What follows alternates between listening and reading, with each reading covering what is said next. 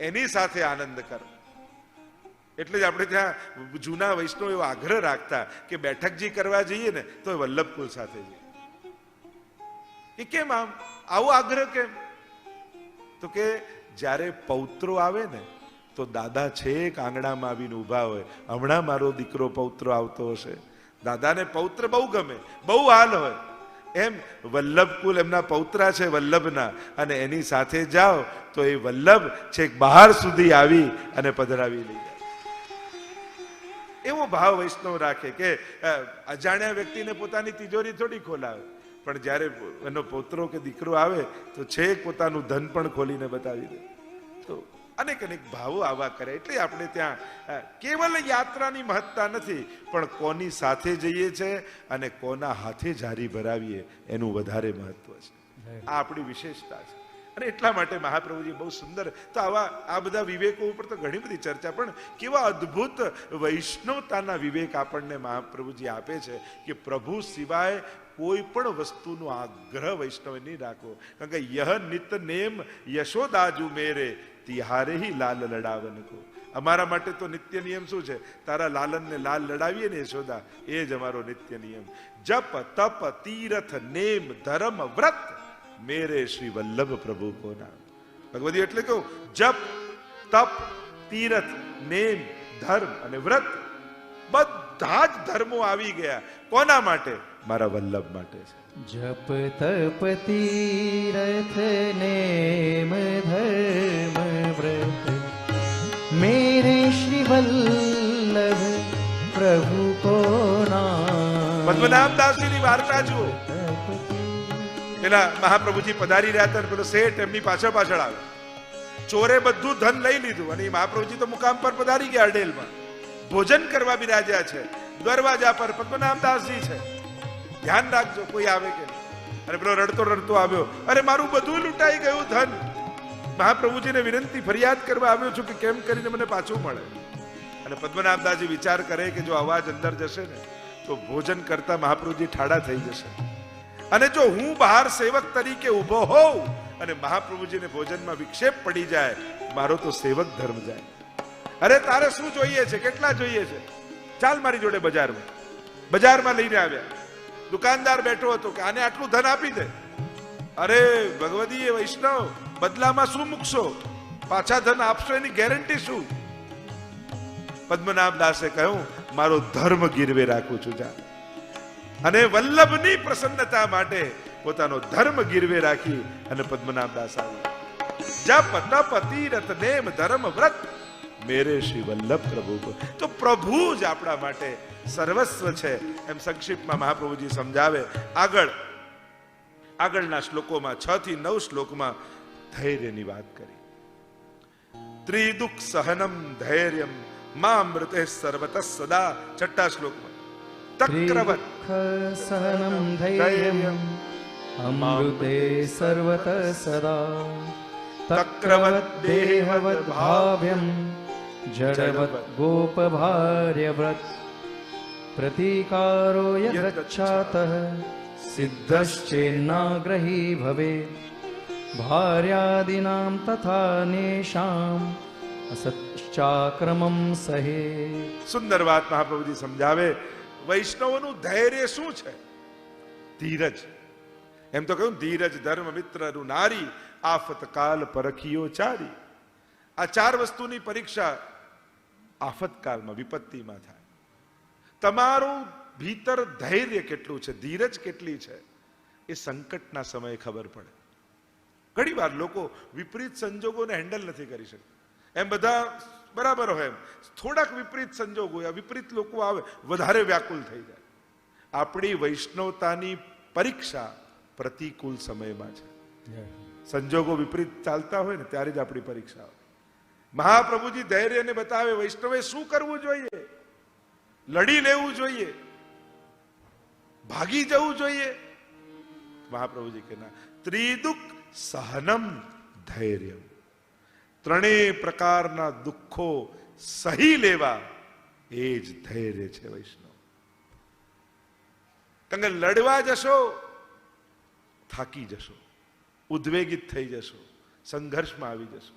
ભાગશો તો દુઃખો વધારે મોટા લાગશે. કારણ કે દુઃખ કરતા પણ દુઃખનો વિચાર વધારે ભયંકર હોય. દુઃખ એટલું ભયંકર ના હોય, એને તો આપણે લડી લઈએ. આમ થશે તો, આવું થઈ જશે તો, પેલું આવી જશે તો, આ લઈ જશે તો, આ તો છે ને એ વધારે ભયંકર હોય. બાકી સંજોગો સામે આવે ત્યારે રસ્તા નીકળી જ જતા હોય છે, કોઈ ને કોઈ, ક્યાંક ને ક્યાંક માર્ગ મળી જ જતો હોય છે. પણ આ જે વિચાર દુઃખનો છે ને વધારે ભયંકર હોય. તો ત્રણ પ્રકારના દુઃખો શાસ્ત્રોએ બતાવ્યા: આધિ ભૌતિક દુઃખ, આધ્યાત્મિક દુઃખ અને આધિ દૈવિક દુઃખ. ભૌતિક દુઃખ આ દેહ સંબંધી જે છે, કે દેહ સંબંધી જે દુઃખ હોય એને ભૌતિક દુઃખ કહેવાય. ઇન્દ્રિય સંબંધી જે દુઃખ કહીએ યા ભાગ્ય સંબંધી જે દુઃખ કહીએ એને આધ્યાત્મિક દુઃખ કહેવાય. અને ભગવત સંબંધી જે દુઃખ હોય એ આધિ દૈવિક દુઃખ કહેવાય. આધિ દૈવિક દુઃખ તો ભાગ્યશાળી, જે ગોપીજનો આદિને થયું પ્રભુ પ્રાપ્તિ માટેનું દુઃખ, એ આધિ દૈવિક દુઃખ છે. ખરેખર કહું ને તો સાચા દુઃખનું જે દિવસે ભાન થશે ને, કાલ્પનિક દુઃખો બધા સમાપ્ત થઈ જશે એ દિવસે. અને સાચું દુઃખ કયું છે? જે બ્રહ્મ સંબંધમાં તમે બોલો છો, ભગવાન કૃષ્ણથી વિખૂટા પડે હજારો જન્મોનો અંતરાય થયો છે અને એની વિસ્મૃતિ થઈ ગઈ છે. એનું દુઃખ, એનો તાપ ક્લેશ પણ નથી થતો. એવો હું જીવ, આ આત્મા પરમાત્માથી વિખૂટો પડ્યો ને, એનું ભાન એ જ સાચું દુઃખ છે.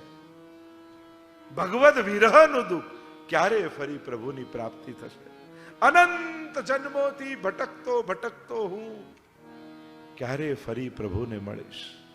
આ જે ભક્તોને જે દુઃખ થાય ને, એ આધિ દૈવિક દુઃખ. આ નિરોધ લક્ષણમાં આવશે. મહાપ્રભુજી આગળ કહેશે: યચ્ચ દુઃખમ યશોદાયા નંદાદિનાંચ ગોકુલે ગોપિકાનામ તુ યદ દુઃખમ તદ દુઃખમ શાન મમ ક્વચિત. દુઃખ માંગે છે મહાપ્રભુ. કેવું દુઃખ? જે દુઃખ યશોદાજીને થયું, જેવું દુઃખ નંદાદિ ગોપોને થયું. નંદાદિ ગોપો યચ્છત દુઃખમ યશો નંદાદિનાંચ ગોકુલે ગોપિકાનામ તુ યદ દુઃખમ. જે દુઃખ ગોપીઓને થયું. રુરુદુઃ સુસ્વરમ રાજન કૃષ્ણ દર્શન લાલસા इति गोप्य प्रगायंत प्रलपंतश्च चित्रधा. गोपियां प्रलाप करती है रास में, प्रभु अंतर ध्यान हो गए, जोर जोर से रोती हैं गोपियां, कब मिलेंगे प्रभु? तो ત્રણેય પ્રકારનું દુઃખ વૈષ્ણવે સહન કરવું. લડવું આપણી સ્વભાવમાં છે એટલે લડી લઈએ, જલ્દી થાકી જઈએ. જો સહન કરવા માટે બહુ મોટી છાતી જોઈએ. લડવું અને ભાગવું બહુ સહેલું છે. જો ઘણીવાર કોઈ ગમે તેવું બોલી જાય, તમે પણ બોલી શકો એમ હો, સામે સંભળાઈ શકો એમ છો, છતાંય તમે ઘૂંટડો પી ગયા, સહી લીધું, એના માટે બહુ મોટી છાતી જોઈએ. એના માટે બહુ જ મોટું દિલ જોઈએ. એના માટે બહુ બળ જોઈએ. કમજોર માણસ સહી ન શકે. કમજોર માણસ તો હક માંગે, લડે, ઝઘડો કરે. ત્યાગ કરવા, છોડવા માટે તો બહુ મોટી દિલ, બહુ મોટી હિંમત જોઈએ. ઘણી વાર સહી લે કમજોર માણસ, અરે ના, એ જ તો બળવાન છે, જે લડી શકે એમ હતો છતાં એને સહી લીધું. આ બહુ મોટી વાત છે. અને આ તાકાત બધામાં હોતી નથી. આ બધી તાકાત સમજતા, ઘણી વાર અમે બધું સમજ છતાં અમારે જ સહન કરવાનું. હા, કારણ કે તું સમજદાર છે. સમજદાર જ સહન કરે. નાદાન લોકો તો લડવા આવે, ઝઘડવા આવે, માંગવા આવે, મારો હક છે, આમ છે. નાદાન વ્યક્તિ ક્યારે સહન ન કરી શકે. સમજદાર જ સહન કરે. અને સમજદારી ક્યારે બતાવવી, કઈ રીતે બતાવવી, એમાં તો આપણી વૈષ્ણવતા છે. તો ઘણી પાતળી રેખાઓ આ બધી છે સમજની. ક્યારે સહનવું, સહન કરવું, ને ક્યારે હક માટે લડવું, આ બધી ચર્ચાઓ છે. ત્રિદુઃખ સહનમ ધૈર્યમ મામૃતે સર્વતમ સદા. મરણ પર્યંત, મામૃતે મૃત્યુ સુધી માણસે સહન કરવું. મહાપ્રભુજી જો ધૈર્યની કેવી ઘણીવાર માણસની કસોટી થઈ જાય ધૈર્યની. બીજા લોકો આગળ સહન કરવાનું આવે ને તો માણસ સહી લે, પણ પોતાના જયારે દુઃખના કારણ બન્યા હોય ને ત્યારે સહન કરવું બહુ અઘરું થાય. આપણા દુર્ગુણો પણ અને આપણા સદગુણો પણ જેટલા અજાણ્યા વ્યક્તિ આગળ આપણા સદગુણો કામ કરે છે ને, એટલા બહુ નજીકના ઓળખીતા આગળ સદગુણો કામ નથી કરતા. જોજો, તમે બસમાં ચડ્યા હોય ને અને અજાણ્યા કોઈ વડીલ આવે ને, તરત ઊભા થઈને તમે ચેર આપી દો. પણ ઘરમાં બાપુજી ડ્રોઈંગ રૂમમાં આવ્યા તો ઊભા થઈને ખસોય નહીં, ત્યારે વિચાર ના આવે આપણે. એમ પણ આનું શું કરવા સહન? બીજા કોઈ કદાચ કોઈ કહી જાય ને તો તમે બહુ સંઘર્ષમાં નહીં પડો અજાણ્યા વ્યક્તિ પાસે, પણ પોતાનો કંઈક કહી જાય ને તો ત્યાં આપણો હક, આપણો ઈગો આ બધું કામ કરતું હોય. નિકટના લોકોમાં જેટલા આપણા દુર્ગુણો કામ કરતા હોય ને, એટલા અજાણ્યા વ્યક્તિ આગળ ના કરતા હોય. તો ત્રિદુઃખ સહનમ ધૈર્યમ મામૃતે, મૃત્યુ સુધી સહન કરો. મહાપ્રભુજી, કારણ કે વૈષ્ણવ છો ને, સાધારણ કોઈ હોત ને તો તમને કોઈ ના કહે, તમે વૈષ્ણવ છો. જો એટલે જ પેલા રાજાના દીકરાને વધારે સંયમ હોય. આપણને એમ લાગે કે આ રાજાના દીકરાને શું, એને વધારે સંયમમાં રહેવું પડે. અહીંયા પ્રાઇમ મિનિસ્ટર હોય એને વધારે ડિસિપ્લિનમાં રહેવું પડે. લોકો બીજા પાસે અપેક્ષા ન રાખે, પણ આ પદ ઉપર પણ આને આમ કર્યું, આ જગ્યા પર બેસીને આમ કર્યું. જ્યારે કોઈ મોટો પદ મળે ને ત્યારે જવાબદારીઓ પણ મોટી આવતી હોય છે. એમ જ તમે જ્યારે વૈષ્ણવતાના પદ ઉપર બેઠા છો તો તમારી જવાબદારીઓ પણ મોટી છે. કારણ કે લોકો એમ કહેશે, કોઈ તમારા નામ નહીં લે, વ્યક્તિ કે કુટુંબ નહીં, વૈષ્ણવ થઈને પણ તું આવું કરે છે. લોકો તમારી વૈષ્ણવતા સામે આંગળી ચીંધતા હોય છે. પ્રશ્નાર્થ તમારી વૈષ્ણવતા આગળ મુકાતો હોય છે, અને એટલા માટે તમારી જવાબદારીઓ મોટી હોય છે. અહીંયા મહાપ્રભુજી ઉદાહરણ આપીને સમજાવે છે. તક્રવત, આ દેહના દુઃખો કેવા કરીને જાણવા? તક્ર એટલે છાસ, છાસની જેમ છાસમાંથી બધું માખણને નીકળી ગયું હોય અને ખાટી છાસ વધી હોય એટલે કે ખાટી છાછ કહા રુચિ માને સૂર ખવૈયા ગીકો. નિસ્સાર છે, હવે આમાં કોઈ સાર રહ્યો, બધું માખણ નીકળી ગયું છે, ખાટી છાસ છે. હવે એમ આ દેહ સંબંધી જે સંસાર છે ને, એને તક્રવત જાણી છોડી દો, અનાસક્ત થઈ જાઓ. છોડી દો એટલે અનાસક્ત ભાવ. આ બધામાં કોઈ સાર નથી.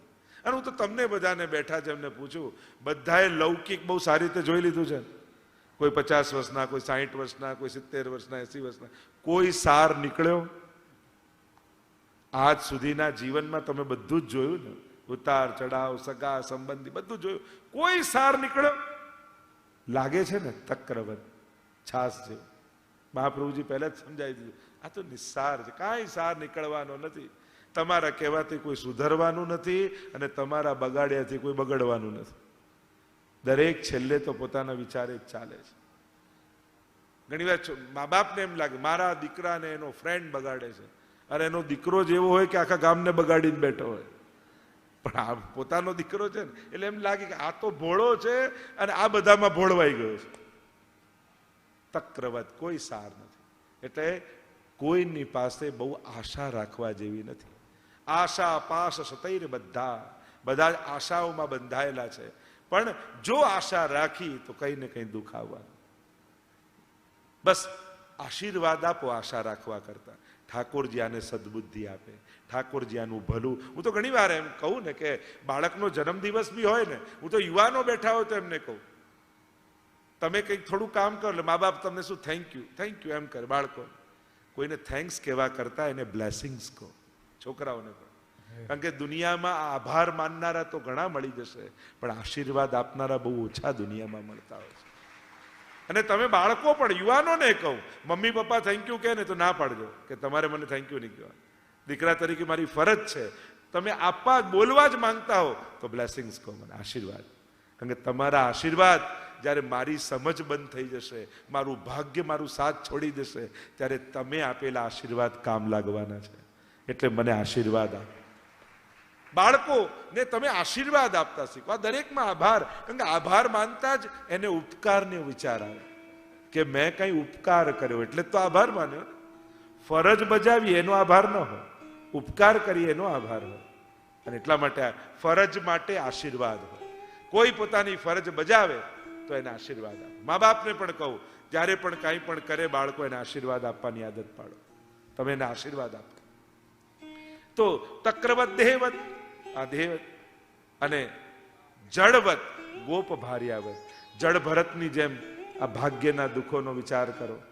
જળ ભરતજીની કથા આવે છે ને કે હરણમાં મન ગયું ભરતજી, બીજા જન્મમાં હરણ બન્યા અને પાછા બ્રાહ્મણ કુળમાં, અને હવે તો જળની જેમ રહેવા લાગ્યા. અત્યારે હું કથામાં નથી જતો, પણ આ બધા જે જળ ભરતની કથામાં ભાગવતજીમાં સાંભળી ચુક્યા છે. એક મૃગ કે કારને ભરત ધરી મૃગ દે, એક મૃગ કે કારને ભરત ધરી મૃગ દે, પર તુલસી વાકી કહા ગતિ જો સપસો કરત સને. એક હરણમાં મન ગયું તો બીજા જન્મમાં હરણ થયા. તો આપણું મન તો કેટલી જગ્યાએ જોડાયેલું છે, વિચાર તો કર. અને ગોપ ભાર્યાવ્રત, ગોપીઓની જેમ આધિદૈવિક દુઃખ. અને આખા ગોપ ભાર્યાનો આખો પ્રસંગ પણ ત્યાં કયો છે કે ટીકામાં આચાર્યો સમજાવે છે કે માટલું લઈને જળનું જઈ રહી છે ગોપીઓ, અને ઠોકર વાગે છે ને માટલું ઢોળાઈ જાય, છાસ ઢોળાઈ જાય છે, અને હસવા લાગે છે પેલી સ્ત્રી. આજુબાજુની સખીઓ કે હસે છે કેમ? અને તે પોતાના જીવનની કથા કહે છે કે આ રીતે હું એક સ્ત્રી હતી, રાજાને ગમી ગઈ, એ લઈ ગયો, બીજાએ પકડ્યો, એની જોડે પરણી, અને આખા જીવનની કથામાં કેટલા દુઃખો એના જીવનમાં આવ્યા. અને કહેવા લાગી કે એટલા દુઃખો જોયા છે ને હવે માટલી ફૂટે તો હસવું આવે છે, આમાં દુઃખી નથી થવાતું. જીવનમાં જેણે મોટા દુઃખો જોયા હોય ને, નાના દુઃખો માટે તો એને હસવું આવે. તો આમ ત્રણેય પ્રકારના દુઃખો. હવે દુઃખો આયા છે અને એનો ઉપાય સામે હોય તો એ સહી લેવાના. તાવ આવતો હોય તમને અને દવાથી મટે એમ હોય અને તમે એમ કહો ના ના, મહાપ્રભુજીએ કહ્યું છે ત્રણેય પ્રકારના દુઃખો સહન કરવા, હવે તો સહન કરીને જ રહીશ, આવા દો તાવ.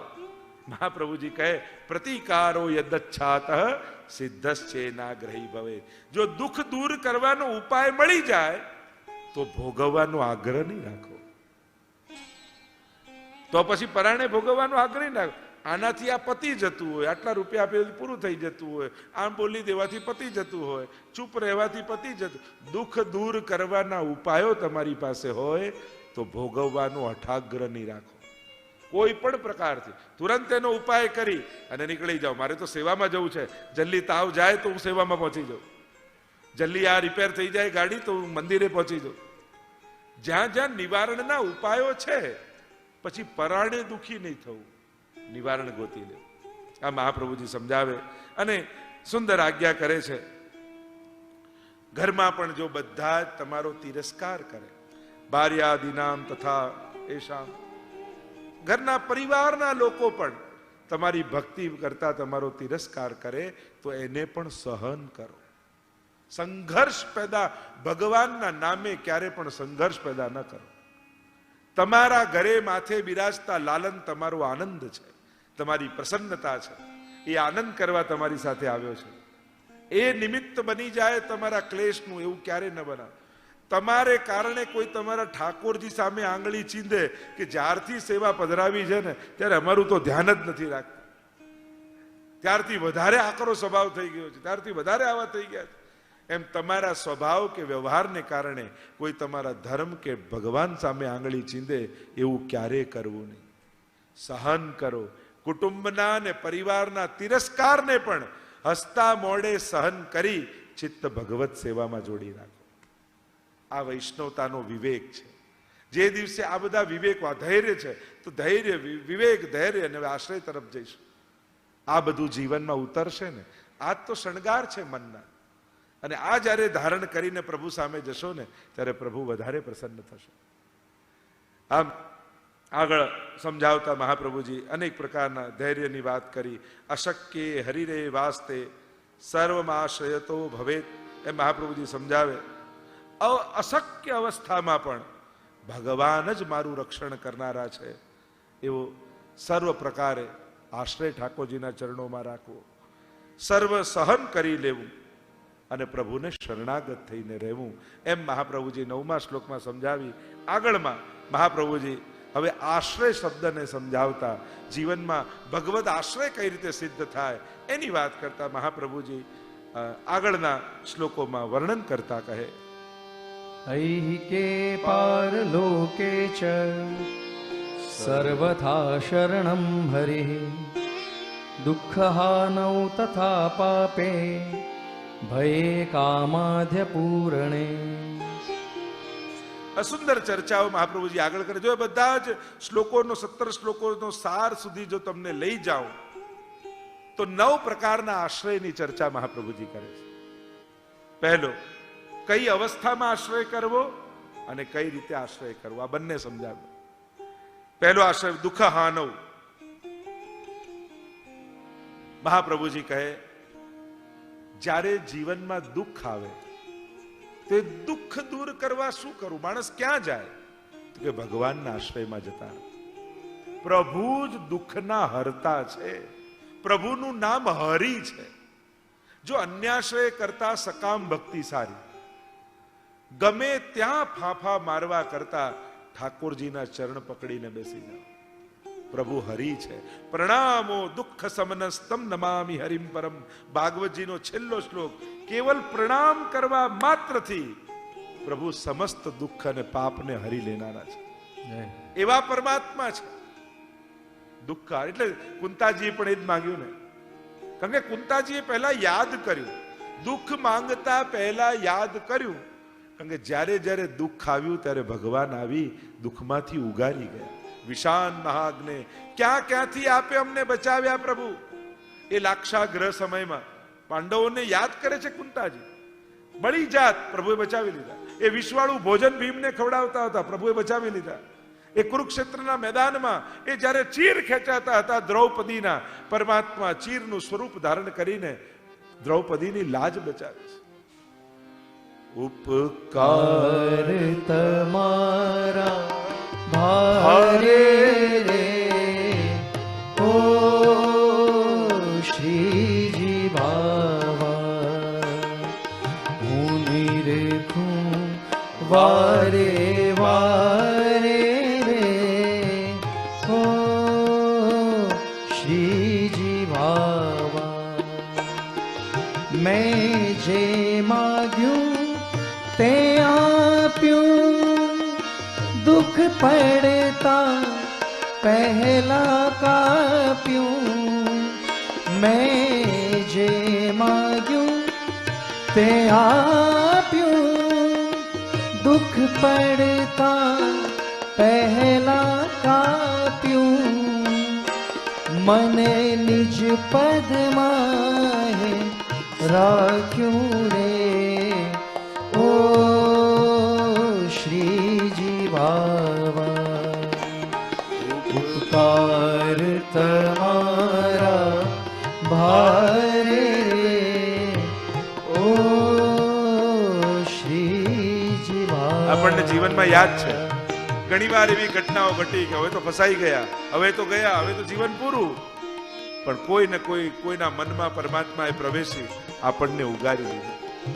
એવી 5-10 ઘટનાઓ આપણને યાદ છે. અહીંયા ઠાકોરજી બચાવ્યા, અહીંયા ઠાકોરજી બચાવ્યા, અહીંયા ઠાકોરજી બચાવ્યા. એવા 5-10 દુઃખોમાંથી ઉગાર્યા એ આપણને યાદ છે. પણ હજારો દુઃખોને આપણા સુધી પહોંચવાય નથી દીધા, એ તો આપણને ખબર નથી.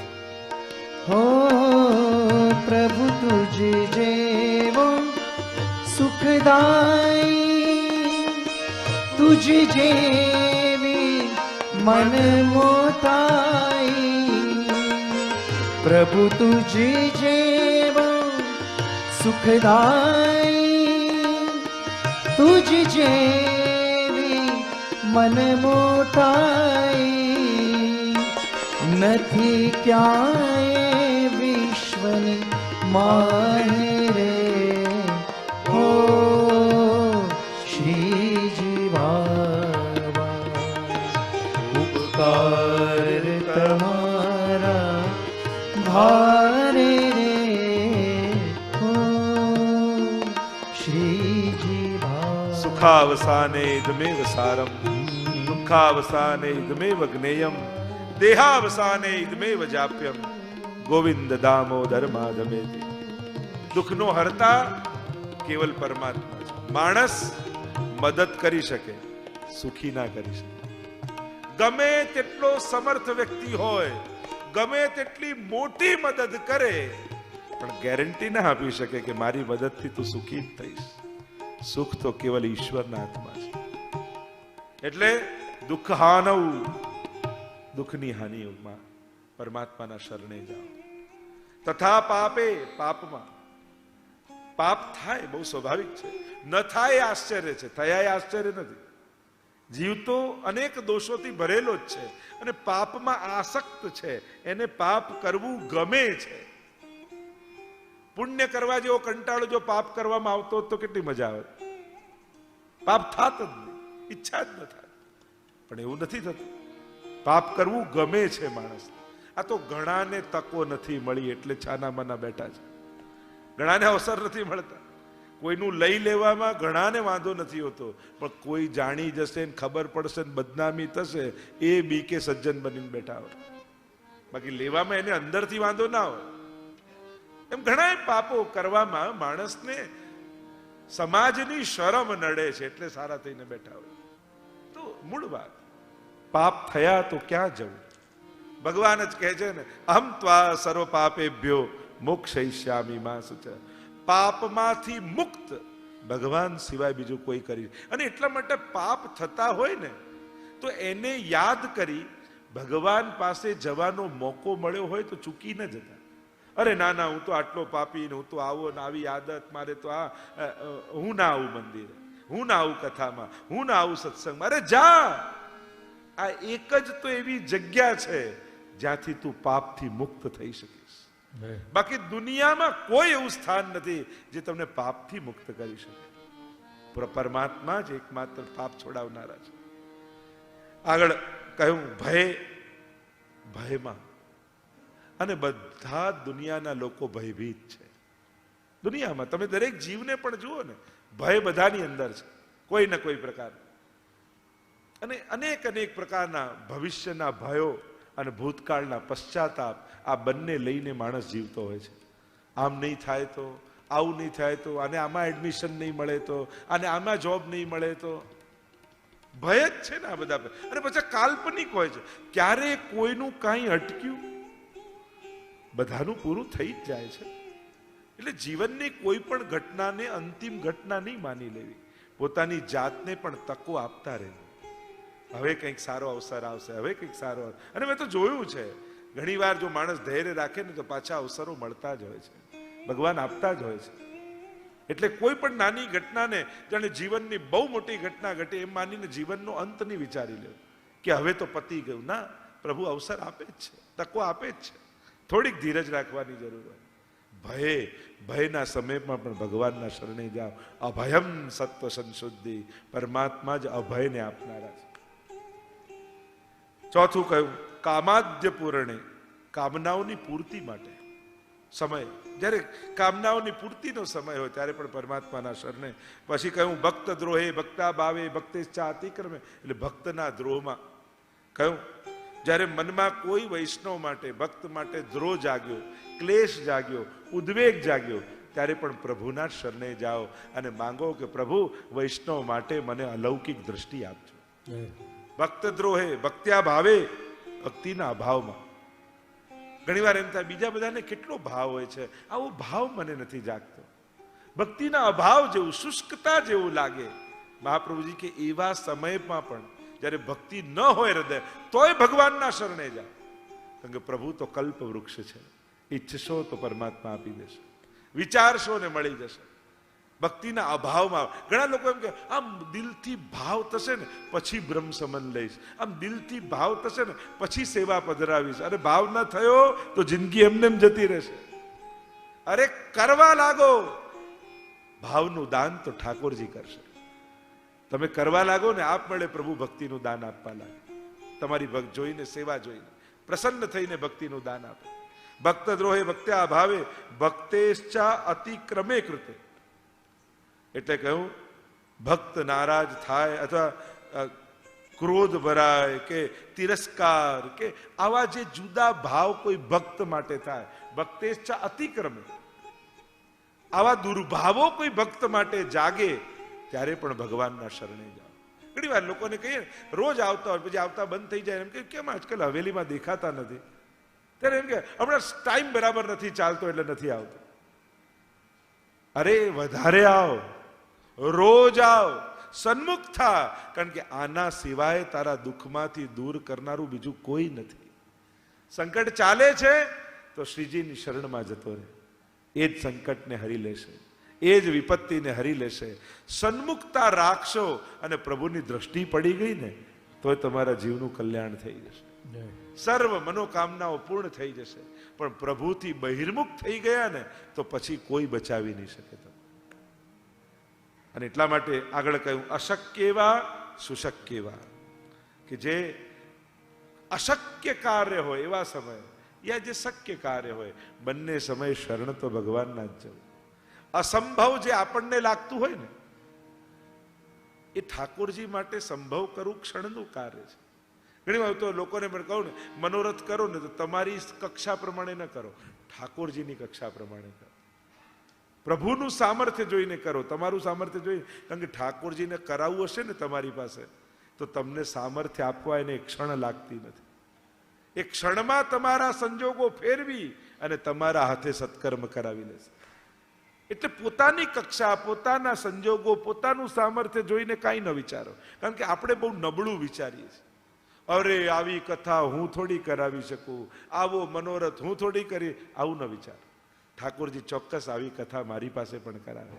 પ્રભુ આવો મનોરથ ક્યારેક મારી પાસે, આવું વિચારશો ને ચોક્કસ ઠાકોરજી તમારો મનોરથ પૂરો કરશે. અને મારો તો અનુભવ છે, ઘણા લોકોને મેં એવા જોયા છે ને એમણે કહ્યું કે જ્યારે આવું થતું ત્યારે અમના મનમાં થતું આવું અમે ક્યારે કરાવીશું. અરે ઠાકોરજી આજે અમારો મનોરથ પૂરો કરી રહ્યા છે, ચોક્કસ પ્રભુ પૂરો કરે છે.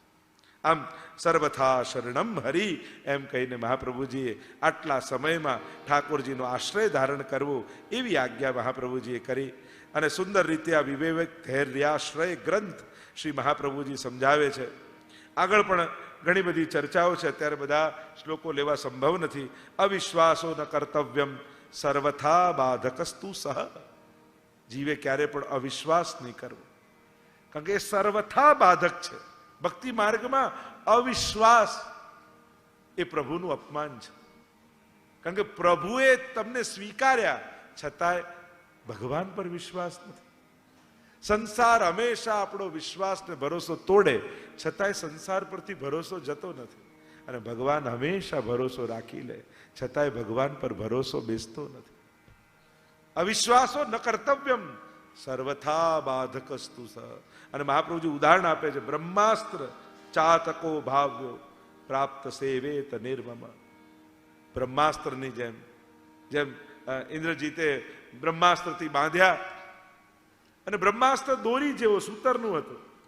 અને થયું કે આમાં તો હનુમાનજીની કે લક્ષ્મણજી આ બધી જે કથાઓ આવે છે, અને બાંધ્યા અને કહ્યું કે આ તો તોડી લેશે, આ તો બળવાન છે. અને બ્રહ્માસ્ત્ર પર પણ અવિશ્વાસ કર્યો તો તૂટી ગયું. ચાતકની જેવો વિશ્વાસ હોવો જોઈએ. ચાતક પક્ષી સ્વાતિ નક્ષત્રમાં પડતા બિંદુના ભરોસે આખું વર્ષ તરસ્યું રહી અને એ નક્ષત્રમાં વરસતી બૂંદોનું પાન કરે છે. એને વિશ્વાસ છે કે એ દિવસે ચોક્કસ વરસાદ આવશે અને મારી આખા વર્ષની તરસ એ બૂંદોથી તૃપ્ત થઈ જશે, શાંત થઈ જશે. અને વિશ્વાસ વરસાદને ખેંચી લાવે છે. એમ તમારો ઠાકોરજી પરનો વિશ્વાસ ત્રિલોકમાંથી ઠાકોરજીને તમારા ઘરે ખેંચી લાવશે. એ ભલે ગોલોક ધામમાં બિરાજતો હોય. ભક્તિ સૂત્રોપનદ્ધ સકલ ભુવન મધ્યે નિર્ધનાસ્તેપી ધન્ય. ભાગવતના મહાત્મા કહ્યું ને, ધન્ય છે નિર્ધનો પણ કે જેની ભક્તિની ડોરથી ખેંચાઈ પરમાત્મા એના ઘર સુધી આવી જાય છે. આ ડોર છે વિશ્વાસ, ભરોસો, દ્રઢઈન ચરણ. કેટલા આપણે ત્યાં તો પદો છે. અને આમ મહાપ્રભુજી આ ગ્રંથને વિરામ આપતા બોલો ગોવર્ધન નાથ કી જય, વલ્લભાધીશ કી જય. આગળનો ગ્રંથ કૃષ્ણાશ્રય. લગભગ વૈષ્ણવો એનો પાઠ પણ કરતા હોય છે. એ કૃષ્ણાશ્રય ગ્રંથ વામચરણ મહાપ્રભુજીનું 11 શ્લોકમાં કૃષ્ણાશ્રય છે. બુલા મિશ્ર માટે મહાપ્રભુજી આ ગ્રંથ રચ્યો. પ્રસિદ્ધ, જો એ તમે 84 વૈષ્ણવની કથા વાંચો, અહંકાર હતો જ્ઞાનનો અને સાવ પછી ઘણી બધી ચર્ચાઓ બુલા મિશ્ર માટે આવે ને કે કોઈ જ્ઞાન જ ન થયું, પ્રાપ્ત જ ન થયું, બહુ કોશિશ કરી. સરસ્વતીજી પાસે ગયા અને કહ્યું કે તારે તો 7 જન્મ સુધી કોઈ વિદ્યાનો યોગ નથી. એવી આખી કથા એમના પ્રસંગ આવે છે. અને મહાપ્રભુજીના શરણે આવ્યા અને મહાપ્રભુજીએ કૃપા કરી કૃષ્ણાશ્રય ગ્રંથ ભણાવ્યો અને સર્વ શાસ્ત્રોના જ્ઞાતા થઈ ગયા. સરસ્વતીજીને જઈને કહ્યું કે મને તો સર્વ જ્ઞાન થઈ ગયું, આપે કેમ ના પડી? કે તારા ભાગ્યમાં નહોતું, પણ સરસ્વતીના પતિ જ્યારે આપવા બેઠા હોય તો હું કેમ ના પાડી શકું? શ્રી વલ્લભે જ્ઞાન કરાવ્યું તો આ તો ભાગ્યથી પર જઈ અને તને જ્ઞાન થયું છે. સુંદર ચર્ચા, એનું પ્રસંગ વાંચજો, આનંદ આવશે. બુલા મિશ્રના પ્રસંગમાં કૃષ્ણાશ્રય ગ્રંથ, એનું જો વર્ગીકરણ તમને બતાવું તો 11 શ્લોક છે. પહેલા 6 શ્લોકમાં ધર્મના અંગો બતાવ્યા, સાધનો બતાવ્યા. જેમ યજ્ઞના અને ધર્મના 6 સાધન કહીએ, દેશ, કાલ, દ્રવ્ય, કર્તા, કર્મ અને મંત્ર, આ 6 સાધનની શુદ્ધિ. પછીના 4 શ્લોકમાં ધર્મ, અર્થ, કામ અને મોક્ષ. અને 11મા શ્લોકમાં ફલશ્રુતિની વાત કરી કે આ કૃષ્ણાશ્રયમ મિદમ સ્તોત્રમ યહ પઠેત કૃષ્ણ સન્નિધૌ તસ્યાશ્રયો ભવેત કૃષ્ણ ઇતિ શ્રી વલ્લભો બ્રવીત. 11મા શ્લોકમાં ફલશ્રુતિ બતાવે.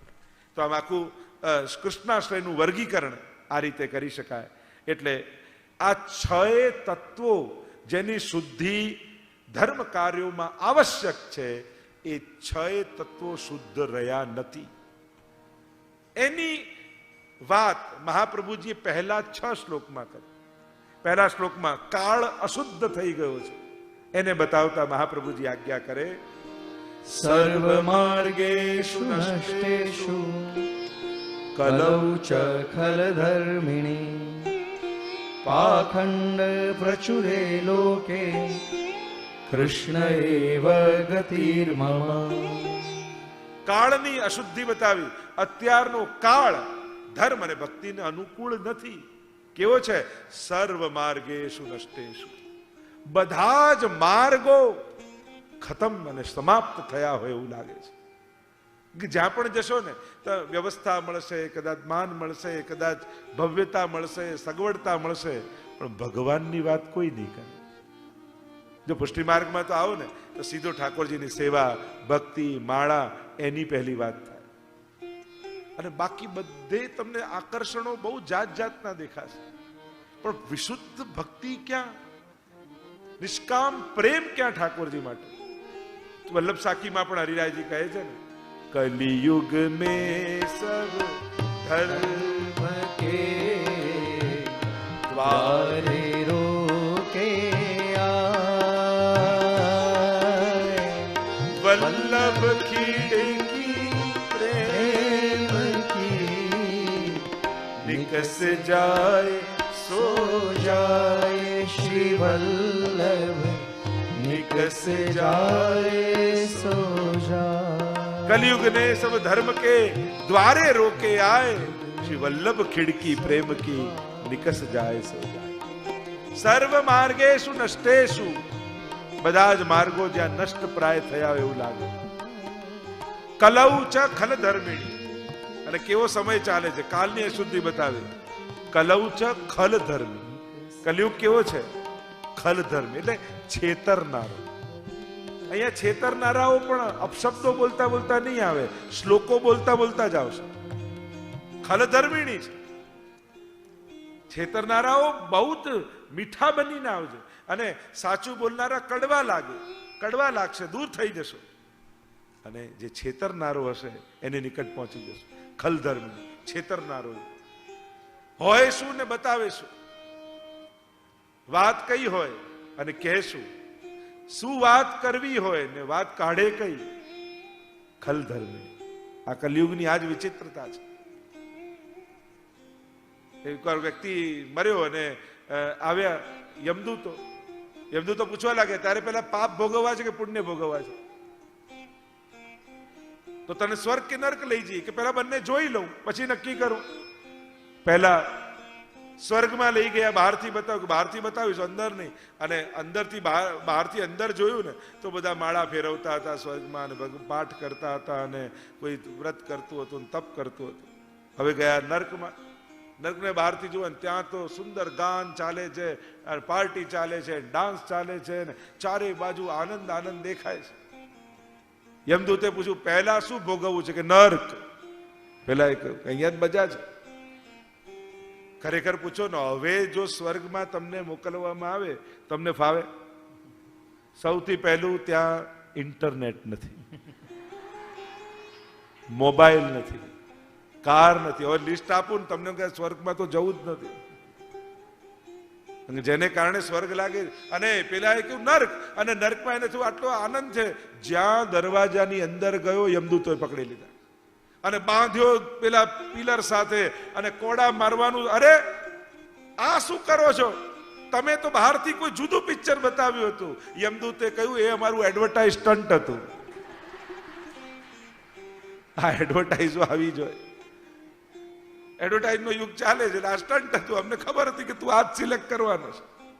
પેલું કહેતા ને કે એક મહાત્મા ગુજરી ગયા અને સ્વર્ગમાં ગયા. આટલું પુણ્ય કાર્યો ભગવાનના નામ લીધેલા, સ્વર્ગમાં ગયા ને જ્યાં સ્વર્ગના ચિત્રગુપ્ત હતા અને કહ્યું કે આ તો મહાત્મા આવ્યા છે કે મારે રહેવાની જગ્યા હતા, અને કે ઝૂંપડું આપી દો અમને નાનકડું.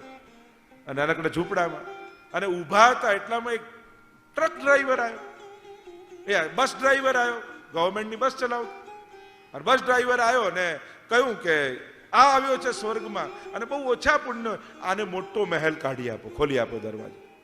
પેલા મહાત્માએ કહ્યું કે મેં આટલું ભગવાનનું નામ લીધું, કથાઓ કરી, બધાને ભગવાનમાં રસ જગાડ્યો, અને મને ઝૂંપડું સ્વર્ગમાં, ને આ બસનો ડ્રાઈવર ગવર્મેન્ટની બસ ચલાવે અને એને આટલો મોટો મહેલ કેમ સ્વર્ગમાં? ત્યારે ચિત્રગુપ્તે કહ્યું કે તમે કથા કરતા ને તો બધા સૂઈ જતા, અને આ બસ ચલાવતો તો હિંમત છે કે કોઈની આંખ લાગે એવું નાભીમાંથી ભગવાનનું નામ નીકળતું, એટલી રફ બસ ચલાવતો હતો. એટલે આણે તો દિલથી નામ લેવડાયું છે. તો આ તો એવું જ છે કે આની બસમાં કોઈ બેસે ભલભલો માળા ફેરવતો થઈ જાય.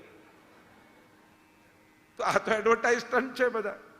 સર્વ માર્ગેશુ નષ્ટેશુ કલૌ ચ ખલ ધર્મિણી, ખલ ધર્મિણી પાખંડ પ્રચુરે લોકે કૃષ્ણેવ ગતિર્મમ. અને જ્યારે આવો પાખંડ ફેલાયો હોય ચારે બાજુ, મેં એ જ કહ્યું ને કે બહુ લાલચમાં કે ભયમાં કે ક્યાંય બહુ ફાફા મારવા જેવું નથી.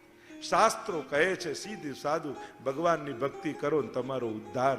આટલો સહેલો સિદ્ધાંત છે, પણ ખબર નહીં લોકોને ક્યાં ફરી ફરીને જવાની ઈચ્છા થાય. શાસ્ત્ર સરળ બતા, સાવ સીધી સીધી વાત. લો પ્રભુને ભક્તિ કરો, કલ્યાણ. પણ લાલચ માણસને એવી ફેરવે છે, શોર્ટકટ એટલો લાંબો પડે છે માણસને, અને ક્યાં ક્યાં ભટકી જતો હોય છે. અને દેશ કાળની વાત કરી, આગળ વાત કરી દેશની, કે આ દેશ કેવું થઈ ગયો, આ ભૂમિ કેવી થઈ ગઈ. બીજા શ્લોકમાં આજ્ઞા કરી મ્લેચ્છાક્રાંતેષુ દેશેષુ પાપૈક નિલયેષુ ચ સત્પીડા વ્યગ્રલોકેષુ કૃષ્ણ એવ ગતિર્મમ. બધા જ આ બધા સ્થાનોમાં યવનોના ઉપદ્રવો થયા છે. મ્લેચ્છ, મ્લેચ્છ કોને કહેવાય?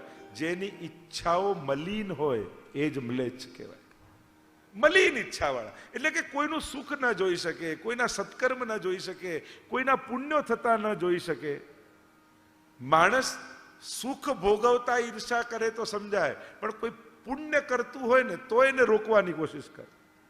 કોઈ ડોનેશન આપવાનું નક્કી કરે ને તો પેલાનો જીવ ઉકળી જાય, આટલા આપવાની શું જરૂર છે? તારું શું ગયું?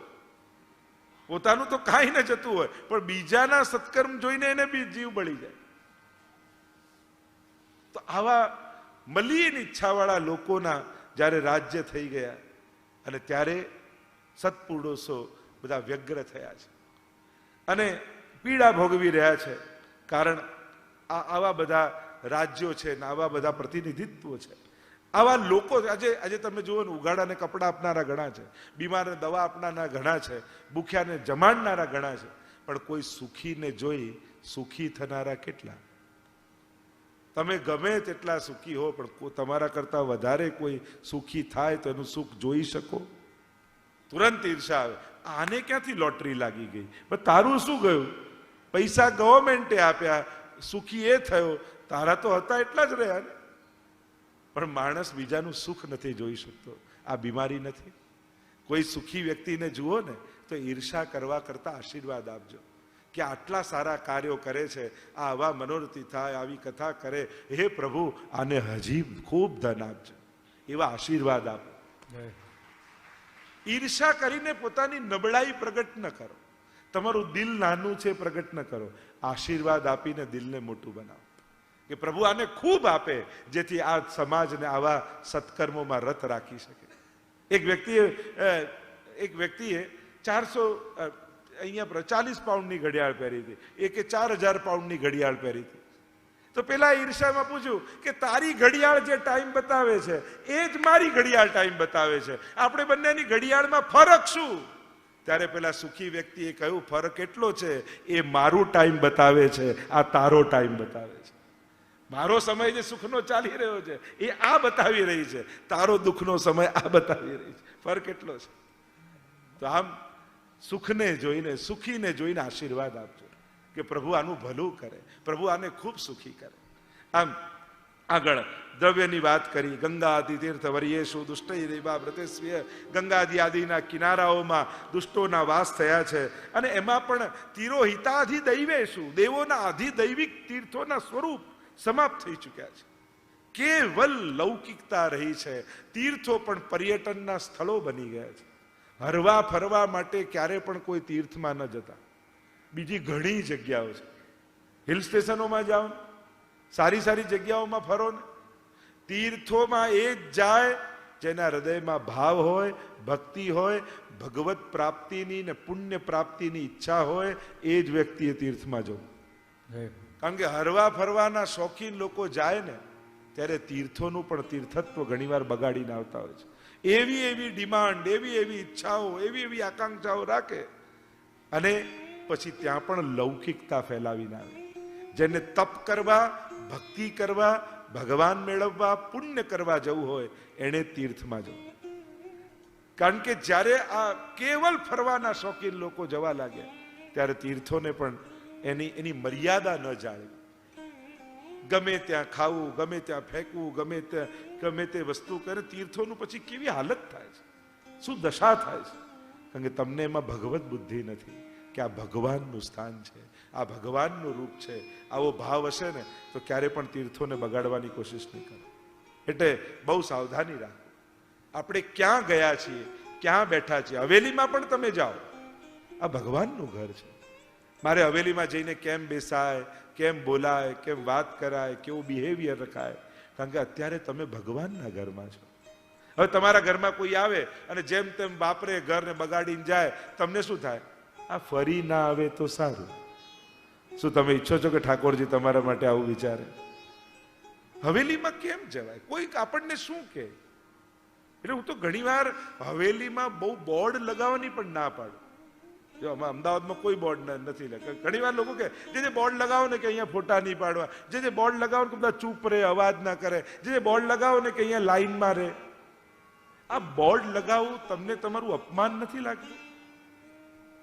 આટલા બધા પાઠ, સત્સંગ, કથા સાંભળ્યા પછી પણ તમને કહેવું પડે કે ઠાકોરજી સામે છો, લૌકિક વાત ન કરો. આ અપમાન ના લાગે? મને તો હરેક બોર્ડ જોઉં ને તો ભક્તોનું અપમાન જેવું લાગે કે આપણે ભક્તોને કહેવું પડે, રિસ્ટ્રિક્શન આપવા પડે. આ તો ઇન્સ્ટ્રક્શન હોય છે, રિસ્ટ્રિક્શન તો ના કહેવાય. કે તમને ઇન્સ્ટ્રક્શન આપીએ છીએ. આ બધા શબ્દોમાં ફરક છે, બહુ મોટા ફરક છે રિસ્ટ્રિક્શન અને ઇન્સ્ટ્રક્શનમાં. અને ઘણી વાર તો પ્રિસ્ક્રિપ્શન જ હોય છે. આ બધા બોર્ડ તો પ્રિસ્ક્રિપ્શન કે આ બધું ઠાકોરજી આગળ જાળવવું. ઘણી વાર ડોક્ટર લખી આપે કે આ દવા ખાવી. તો મૂળ વાત એ છે કે આટલો ભણેલો ગણેલો સમાજ જ્યાં રોજ જતો હોય ત્યાં એક બોર્ડને જોઈને તમે ચૂપ રહો? મહાપ્રભુજીની આજ્ઞા સાંભળીને ચૂપ ન રહેવાય? ગુરુની કથામાં વચનો સાંભળીને સરસ રીતે ન બિહેવ કરાય? મોટે ગુરુજનો કથામાં આટલું કહી રહ્યા છે, આપણે સાંભળ્યું છે, પણ એ જોઈને નહીં કરીએ. હા, બોર્ડ માર્યું છે ને તો હવે માનીશ. એક નાનકડું બોર્ડ ગુરુના વચન કરતા મોટું થઈ જાય. તો સમજવાની વાત એ છે કે આ બધામાં આપણને કોઈ ગાઈડ કર્યા, કોઈ આપણને ઇન્સ્ટ્રક્ટ કરે છે, એ પણ મને અંદરથી નથી ગમતું. એટલે અમદાવાદમાં ઘણી વાર ભક્તિધામમાં બધા એમ કે કાર્ય કરતા હોય છે, આ બોર્ડ મારો ના મારો, મને અંદરથી નથી ગમતું. મારો કદાચ રાખો બરાબર છે, અને વ્યવસ્થા માટે કરવું પણ જોઈએ. ઘણી વાર લોકોને એ જોઈને ખ્યાલ આવતો હોય, પણ અંદરથી ના ગમે આપણને. તો મૂળ વાત એ છે કે જ્યારે જે સ્થાને તમે જાઓ છો, તમારી સામે કોણ ઊભું છે, કોની સામે તમે ઊભા છો, અને ત્યાં તમારું બિહેવિયર કેવું હોવું જોઈએ એ તમે બધા જાણો છો. મારે કોઈ કહેવાની જરૂર ના હોય, મારે કોઈ સમજાવવાની જરૂર નથી, આપણને ખબર જ છે. અરે એક કોઈ પ્રાઇમ મિનિસ્ટર આવે તો બધા કેવા ડિસિપ્લિનમાં આવી જાય. અરે અત્યારે નહીં હો, આમ જ આમ આવવાના છે, આજે તો આ પહેરીને જઈશું. કેમ? એને રિસ્પેક્ટ આપવાનું છે. એમ ઠાકોરજી પાસે જાઓ ત્યારે શું પહેરવું, કઈ રીતે ઊભા રહેવું, કઈ રીતે વાતો કરવી, કઈ રીતે વ્યવહાર રાખવો, તમને બધાને ખબર છે, મારે કહેવું નથી. બોલો વલ્લભાધીશ કી જય. મૂળ વાત છે સ્વશિસ્ત પાળવવાની, સ્વયં શિસ્ત પાળવવા. એટલે કે આપણે કામ કરતા જે સેવા કરે સ્વયં સેવક છે. હવે એ જો શબ્દને સમજાવું સમય જશે, પણ સ્વયં સેવક કઈ રીતે થવું? એક છે કોઈ ઓર્ડર આપે, કોઈ બોસ હોય અને તમે ચાકરી કરો, તમને પગાર મળતા હોય, આ ઘણા કારણોથી ઘણા સેવક સર્વિસ કરતા હોય. પણ આ તો સ્વયં પોતે જાતે નક્કી કર્યું છે કે મારે સેવક ધર્મ સ્વીકારવો છે. સ્વયં સંકલ્પિત જે થયો છે સેવક બનવા માટે, અને એને કોઈ ગાઈડ કરેની જરૂર જ ન પડે, કારણ કે પોતે પોતાના અનુશાસનમાં જે રહે એ જ સ્વયં સેવક છે. તો એ પણ બહુ મોટી સેવા છે. આ બધા નાના નાના શબ્દો જે આપણને નાના લાગે છે, એની અંદર કેટલા ઊંડાણ ભરાયેલા છે.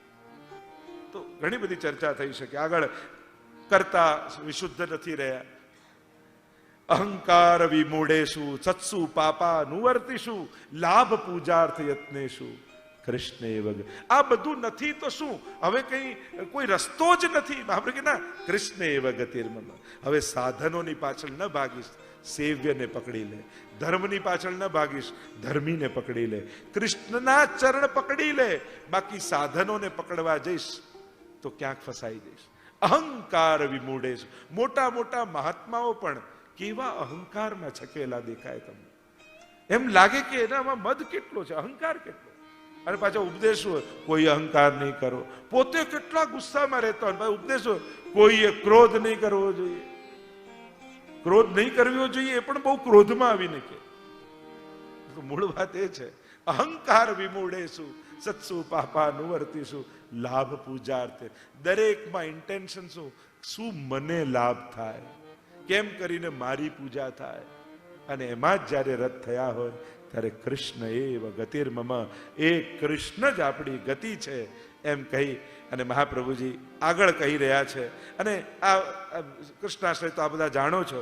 અજા મિલાદી દોષાણામ નાસકોનું ભવે સ્થિત જ્ઞાપિતા અખિલ મહાત્મ્ય કૃષ્ણ એવ ગતિર્મમ. અજા મિલાદી દોષાણામ, અજામિલની કથા આવે છે ને, પુત્રને મોહવશ થઈને પુકાર કર્યો, છતાંય પરમાત્મા પધાર્યા, બધા પાપોમાંથી એને મુક્ત કરી દીધો. બસ કૃષ્ણ તો આવા છે. પ્રાકૃતા સકલા દેવા ગણિતાનંદકમ બૃહત પૂર્ણાનંદો હરિસ્તસ્માત કૃષ્ણ એવ ગતિર્મમ. બાકી બધે જો એક છે દેવ, દેવતા, બીજા છે અવતાર, અને ત્રીજા છે અવતારી. આ ત્રણનો ફરક છે. આપણે કહીએ ને અહીંયા તો 33 કોટી ભગવાન, કોઈએ કહ્યું નથી 33 કરોડ દેવતા. દેવતા છે, ભગવાન છે એવું કોઈ નથી કહ્યું. 33 કોટી દેવ છે. બીજા છે અવતાર, કે જે ભગવાન 24 અવતાર લઈને આવે છે. અને એનાથી ઉપર કહ્યું એ તે ચાંસ કલા પુંસ કૃષ્ણસ્તુ ભગવાન સ્વયં. ત્રીજા છે ભગવાન. એટલે આ ત્રણ ફરક ખબર હોવો જોઈએ. તો પ્રાકૃતા સકલા દેવા, જ્યાં જ્યાં ઉપાસના છે ત્યાં પ્રાકૃતતા છે. આટલી માળા કરવી જોઈએ, આવો ઉપવાસ કરવો જોઈએ, આવા વ્રત કરો, આવા પાળો, ત્યારે દેવતા તમને આ વસ્તુ આપશે. એટલે સકામ ભાવથી પુત્ર મેળવવા, સંતતિ મેળવવા, ધન મેળવવા, સિદ્ધિ મેળવવા જે લોકો ઉપાસના દેવતાઓની કરે, અને દેવતાઓ પ્રાકૃત. પ્રાકૃત મીન્સ જેટલું કરશો ને એટલું જ આપશે. આ પ્રાકૃતતા કહેવાય. ગણી ગણીને કરશો તો ગણી ગણીને મળશે. પણ પ્રભુ કેવા છે? પૂર્ણાનંદો હરિસ્તસ્માત. ઠાકોરજી તો પૂર્ણાનંદ કેવા છે? રાઈ જીતની સેવા કો ફલ માનત મેરુ સમાન. રાઈ જેટલી સેવા કરી હોય ને એને મેરુ પર્વત જેવી ગણે એવા ઠાકોરજી છે. 3 મુઠ્ઠી તાંદુલ ખાઈને પણ કુબેરનો વૈભવ આપે એવા ઠાકોરજી છે. આમ મહાપ્રભુજી આ કૃષ્ણાશ્રય ગ્રંથને સમજાવતા આજ્ઞા કરે છે કે વિવેક ધૈર્ય ભક્ત્યાદિ રહિતસ્ય વિશેષતઃ પાપાસક્તસ્ય દીનસ્ય કૃષ્ણેવ ગતિર્મમ. વિવેક ધૈર્ય ભક્તિ આ બધાથી રહિત અને પાપમાં ડૂબેલો છું, દીન છું, પણ કૃષ્ણ જ મારી ગતિ છે. આ બધાથી આપણે રહિત છીએ, પાપમાં આસક્ત છીએ, છતાંય ઠાકોરજીનું ચરણ પકડી રાખજો. પ્રભુ જ આ બધામાંથી મુક્ત કરનારા છે, પ્રભુ જ આમાંથી છોડાવનારા છે જીવને. કૃષ્ણાશ્રયમ મિદમ સ્તોત્રમ ય પઠેત કૃષ્ણ સન્નિધૌ તસ્યાશ્રયો ભવેત કૃષ્ણ ઇતિ શ્રી વલ્લભો ભવેત. કૃષ્ણાશ્રયમ મિદમ સ્તોત્રમ, આ જે સ્તોત્ર છે એ જો ઠાકોરજીની આગળ જે પાઠ કરશે એને ફળ શું મળશે? કૃષ્ણાશ્રયમ મિદમ સ્તોત્રમ ય પઠેત કૃષ્ણ સન્નિધૌ તસ્યાશ્રયો ભવેત કૃષ્ણ. એનો ભગવાન કૃષ્ણમાં આશ્રય સિદ્ધ થઈ જશે. ઠાકોરજીના ચરણોમાં અનન્યતા સિદ્ધ થઈ જશે એવું મહાપ્રભુજી કહી રહ્યા છે. વલ્લભનું આ વચન છે. ત્યાં ટીકામાં આચાર્યો લખે છે કે નારદજીએ વચન આપ્યું યમલાર્જુનના વૃક્ષોને કે ભગવાન તમારો ઉદ્ધાર કરશે. શ્રાપ લાગ્યો તો ઋષિનો અને પછી આશીર્વાદ મળ્યા, ભગવાન ઉદ્ધાર. તો એ ઋષિના વચનને સાર્થક કરવા માટે ભગવાને બંને વૃક્ષોનો ઉદ્ધાર કર્યો. તો એક ઋષિના વચનને ભગવાન સાર્થક કરે તો પ્રભુના સ્વયંના મુખારવિંદ રૂપ જો વલ્લભ એમ કહે છે કે આશ્રય સિદ્ધ થશે તો શું ઠાકોરજી સિદ્ધ નહીં કરી આપે? ચોક્કસ કરી આપશે. કારણ કે વલ્લભની વાણીને શ્રીજી પણ ક્યારે ઉથાપતા નથી. વદતિ વલ્લભ શ્રી હરે, વલ્લભ કહી રહ્યા છે. અને જ્યારે આ વચન તમે બોલો છો ત્યારે પ્રભુ પણ તમારા મનોરથોને સિદ્ધ કરવા માટે કટિબદ્ધ થઈ જાય છે. આમ કહી આજની કથાને આપણે વિરામ તરફ લઈ જઈએ. કાલે 7મો દિવસ અને 16 ગ્રંથના ક્રમને આપણે પૂર્ણતા તરફ લઈ જઈશું. વાજતે ગાતે પોથીજીને પધરાવ્યા હતા અને જોત જોતામાં તો હવે 7મો દિવસ આવી ગયો. પણ લોકોનો એક જ પ્રશ્ન મારી સામે રહે છે કે જે આવતા વર્ષે શું કરવાનું છે? જલ્દી કોને? જ્યારે અહીંયા બેઠા હોઈએ છે ચર્ચમાં તો બધા જે આવતા વર્ષે શું છે, આવતા વર્ષે શું છે કહી દઉં. જો કેટલી બધાને ઉતાવળ છે. તો આવતા વર્ષે યમુનાજીના 41 પદ ઉપર કથા થશે અને 108 શ્રી યમુનાજીના દિવ્ય અલૌકિક સ્વરૂપો સિદ્ધ કરાવી અને યમુના આરાધન મહોત્સવ કરવામાં આવશે. તો 7 દિવસ સુધી શ્રી યમુનાજીના અલૌકિક સ્વરૂપનું આરાધન અને 41 પદ ઉપર શ્રી યમુનાજીના ગુણગાન. તો એ અદ્ભુત ગાથા મારી તો ઈચ્છા છે જેમ અહીંયા પોથી છે એવું જ યમુનાજીના 41 પદોની પણ સુંદર આપણે પ્રિન્ટ કરાવીએ અને યમુનાજીના અલૌકિક સ્વરૂપનું આરાધન કરી અને ત્યારબાદ 41 પદના ગુણગાન કરીએ. તો આજે જ જેને મનમાં સંકલ્પ થાય તો 108 નામ તો આજે જ થઈ જવા જોઈએ. તો એ તો સંપર્ક કરશો એટલે અમારા કાર્યકર્તાઓ ટ્રસ્ટીગણો બધા વ્યવસ્થા કરશે અને આજે જ નામ આ 2 દિવસમાં, જેમ આપણો તો દર વખતનો નિયમ જ છે કે આપણે એનાઉન્સ કરીએ ને 2 દિવસમાં જ બધાના નામ લખાઈ જાય. તારીખ પછી જાહેર કરીશ પણ લગભગ ઓગસ્ટ મહિનામાં એ તારીખો નક્કી થશે. 1લો, 2જો કે 3જો વીક હવે ડિસાઇડ કરીશું અને એ દરમિયાન આ 41 પદોનું શ્રી યમુના ગુણગાનનું દિવ્ય મનોરથ સિદ્ધ થશે. અને ખાસ અનુરોધ કરીશ, અહીંયા જેટલા 200 લોકો બેઠા છે એમના નામ તો આવી જ જવા જોઈએ. આ 7 દિવસ જે આપણે આનંદ કર્યો છે અને યમુનાજીના ગુણગાન, તો એનું તો શું વર્ણન કરી શકું કે શ્રી યમુનાજીના જ્યારે ગુણગાન કરવા જઈશું, એક પદોને લઈને બેસીશું ત્યારે કેવો રસ સાગર યમુનાજીનો એમાં ભરેલો છે એની અનુભૂતિ આપણે બધા જ કરી શકીશું. તો આજની કથાને વિરામ આપતા બોલો ગોવર્ધન નાથ કી જય, વલ્લભાધીશ કી જય, શ્યામ સુંદર શ્રી યમને મહારાણી કી જય, શ્રી ગોપાલ લાલ પ્યારે કી જય.